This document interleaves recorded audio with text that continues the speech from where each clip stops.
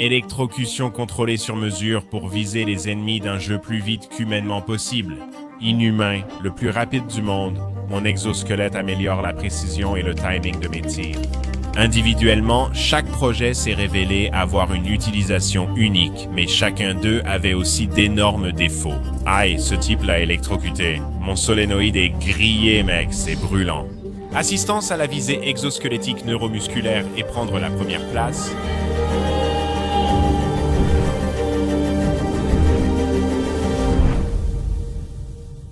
Je veux apporter 3 améliorations majeures avant de combiner l'exosquelette et l'assistance à la visée neuromusculaire. Le programme neuromusculaire a une latence de 60 à 150 millisecondes et ça fait sacrément mal, sauf que je ne peux pas régler ça. En fait, je pense que ça va faire encore plus mal. Le doigt déclencheur de l'exosquelette devient vraiment très chaud. Je ne sais toujours pas comment ça marche. Et en même temps, il n'applique pas assez de force pour faire cliquer mon doigt de façon fiable. Et rappelle-toi, il faut que ce soit ma chair qui interfère avec l'ordinateur.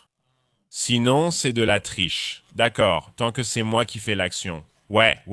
Et enfin, la précision. Ma YOLOvision fonctionne avec une caméra dirigée vers l'écran, donc rien ne tourne sur le système, ce qui offre une latence très faible.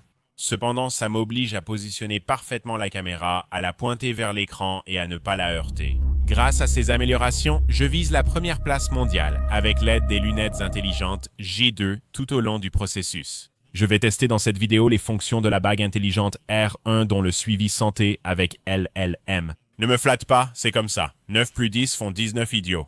Il y a même des trucs comme des quotients intellectuels d'intelligence artificielle car il reconnaît les personnes qui parlent, puis il envoie un résumé intelligence artificielle sur ton téléphone après la conversation. Je pense qu'ils l'ont fait. Les premières vraies bonnes lunettes intelligentes avec la première assistance à la visée neuromusculaire. J'étais content de battre le temps de réaction humain et d'être le plus rapide, mais maintenant je veux l'être avec une grande avance. Tu vois, 88 millisecondes, c'est vraiment rapide si tu es un habitant terrestre en chair et en os qui respire de l'oxygène. Nous voulons réduire cela de moitié, voyons pourquoi c'est si lent. En 25 millisecondes, le programme Python détecte l'ennemi et transmet le signal au relais. Malgré mes améliorations chez Micro Center dans la vidéo précédente, il arrivait encore d'avoir un délai de 100 millisecondes avant l'activation du relais. Une grande partie de ce délai est due au fait que la commande est envoyée sans fil depuis le PC de jeu. J'allais faire ça via Ethernet pour réduire la latence. Cependant, techniquement, cela me relie à la Terre principale.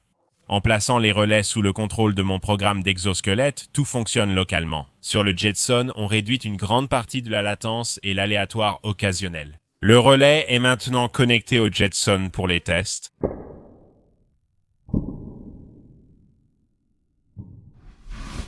Mais tu vois, l'autre chose, ce sont ces relais. Ce sont des relais mécaniques, ce qui veut dire qu'ils sont très lents. Ces relais ont environ 30 millisecondes de latence intégrée. Ils sont lents. Ils ne sont clairement pas faits pour ça, et je le savais. Mais ils font aussi un gros clic bruyant et ont une lumière flashy. Et je suis YouTuber, donc j'aime le gros clic bruyant et j'aime la lumière flashy. J'ai créé ce test rapidement pour montrer la réduction de latence. Combien d'images gagnées? La lumière bleue s'éteint. Comme je me suis trompé.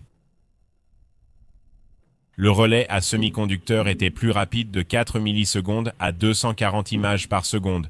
Mauvaise nouvelle. Je me suis trompé, je le savais, et les relais à semi-conducteur ne vous feront pas gagner 30 millisecondes. La bonne nouvelle, c'est que je vais garder le bouton cliquable et la lumière clignotante. 2 canaux de ce relais sont maintenant ajoutés au Teensy et je peux les contrôler directement depuis le Jetson qui a aussi le modèle YOLO dessus. Donc, je vais juste connecter mes électrodes neuromusculaires ici.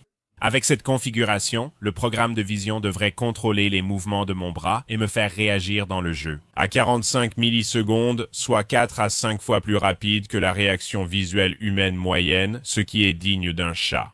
Comment gagner ces 5 millisecondes? La dernière fois, j'avais mis l'intensité à un niveau moyen. Et théoriquement, si j'augmente simplement l'intensité, ma main devrait commencer à bouger plus tôt grâce au courant plus intense, ce qui signifie que je devrais avoir un temps de réaction fiable de seulement 40 millisecondes. Prochaine amélioration, le doigt déclencheur de l'exosquelette. Auparavant, j'avais réussi à le faire fonctionner suffisamment bien pour obtenir la 2e place en augmentant la tension et en m'entraînant beaucoup avec, ce qui était vraiment horrible. Je suis 2e mondial, mais honnêtement, je n'ai pas dormi depuis. Il me fallait une solution pour qu'il appuie plus fort sans surchauffer. Et si je mets 24 volts dans un solénoïde de 12 volts, va-t-il exploser?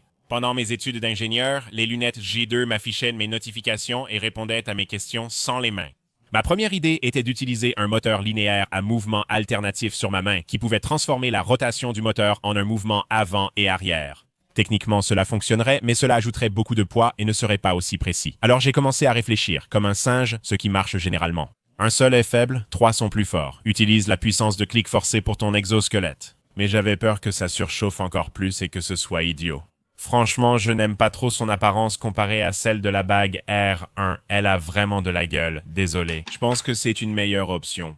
Celui-ci toucherait directement mon doigt. Je pourrais le garder, mettre des dissipateurs thermiques, puis faire celui-ci aussi. Si j'en avais un au bout de mon doigt en contact direct, je pense que ça fonctionnerait bien. Cela signifie qu'il aurait besoin de moins de courant, donc il ne chaufferait pas autant. Et je pourrais aussi ajouter des dissipateurs thermiques pour évacuer la chaleur qu'il produit.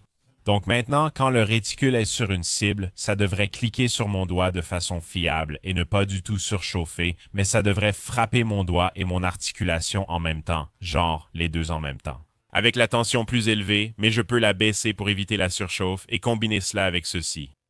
Ça devrait marcher. Je ne sais pas vraiment ce que je fais.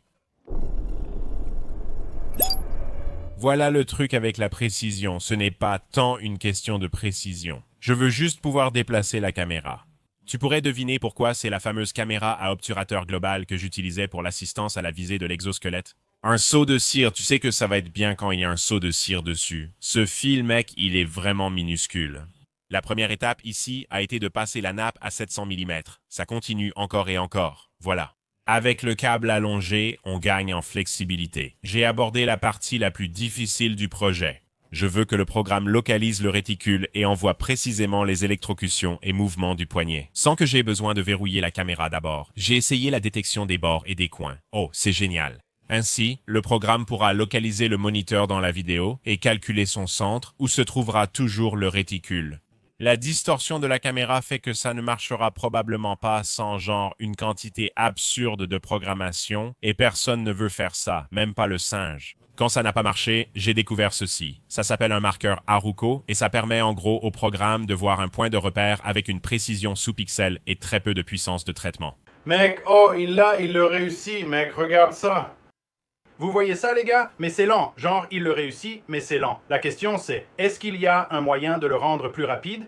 C'est toujours la question. Plus le marqueur écran, plus c'est rapide, ce qui veut dire une latence plus faible. Parce que si je me rapproche de l'écran, la détection de articodine est d'environ 3 millisecondes. Je pourrais le placer juste au-dessus de mon réticule, ainsi le programme sait toujours où il se situe par rapport aux cibles. J'ai un gros problème, d'accord, parce que tout fonctionne avec la caméra, pour ne pas tricher. Le marqueur Haruko est désormais au niveau du réticule. Orbe commence et apparaît ici.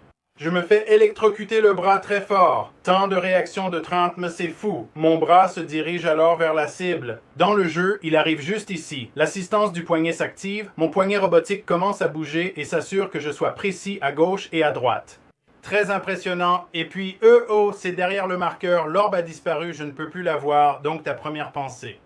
Rends le marqueur plus petit. Donc, on a ce tout petit, minuscule marqueur Haruko et il peut encore voir un peu l'orbe. Donc ça l'occulte un peu, mais ce n'est pas catastrophique. Ça devrait probablement encore fonctionner, il va le voir, et ajouter pas mal de latence parce qu'il a dû le chercher. Alors voilà ce que tu fais, tu crées un décalage.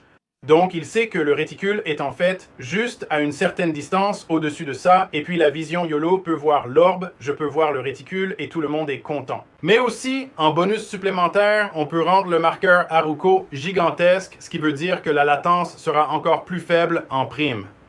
Et tout le monde peut tout voir très rapidement, mec.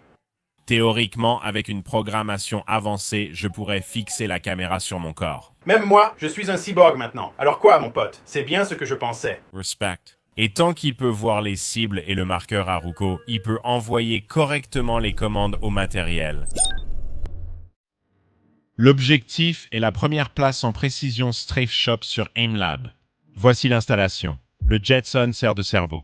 Le flux de la caméra est envoyé dans la mémoire GPU, le marqueur Haruko est détecté et le décalage calcule l'emplacement du réticule et des zones relatives. Pour chaque matériel d'assistance, les Even G2 et R1 fournissent des informations main libre, des notifications et des données vitales.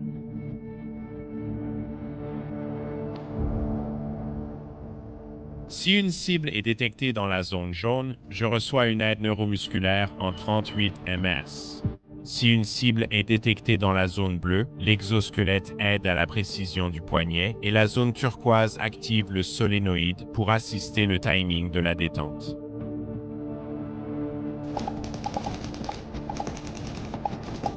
Tout fonctionnait. Tout s'est assemblé. C'était bien, tout s'active, c'était un bon échauffement. Je dois augmenter l'intensité du choc et me souvenir de ne pas tendre ni contracter mon bras. Sans techniquement enfreindre aucune règle, je pourrais régulièrement être dans le top cent mondial. Allez, c'est parti. Ça, c'est le top 5, c'est la 32e place mondiale, d'accord? Allez, on y va. J'ai réglé l'assistance neuromusculaire. Des coussinets de tige réduits pour plus de précision. Je suis le meilleur du monde? Je suis le meilleur du monde. J'ai ajouté un décalage de rotation au calcul de la position du réticule et je me suis entraîné.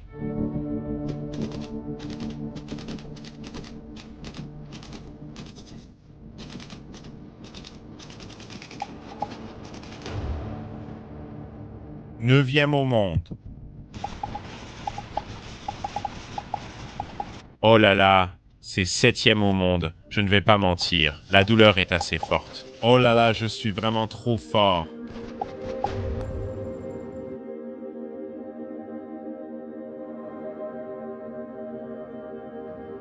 Mais après 3 jours, même avec le temps de réaction le plus rapide et un exosquelette qui corrigeait ma visée, j'ai dû admettre qu'être constamment dans le top cent, c'est déjà pas mal.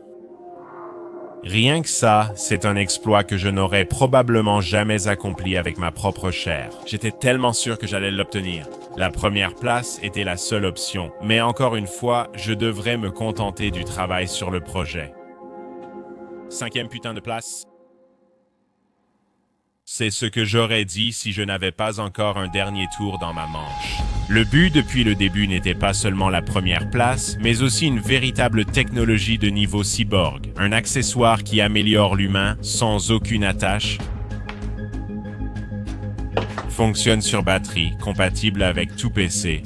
Il suffit de s'approcher, de calibrer et d'actionner cet interrupteur pour tout faire fonctionner en mode autonome, sans tête, pour une longueur encore plus réduite. C'est maintenant totalement autonome. Je peux me déplacer.